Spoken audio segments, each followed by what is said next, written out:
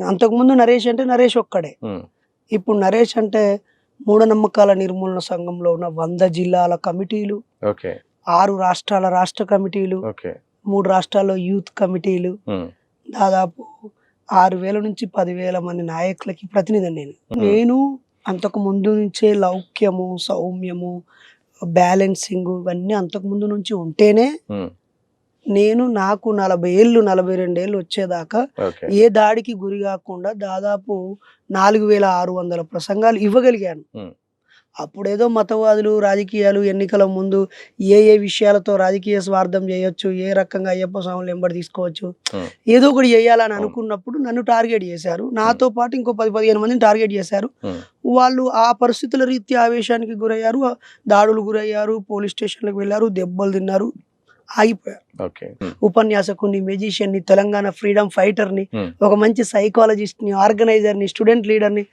అనేక రోల్స్తో ఉన్నాను కాబట్టి నాకు అప్పుడు జరిగినటువంటి దాడి పెద్ద విషయం కాలే.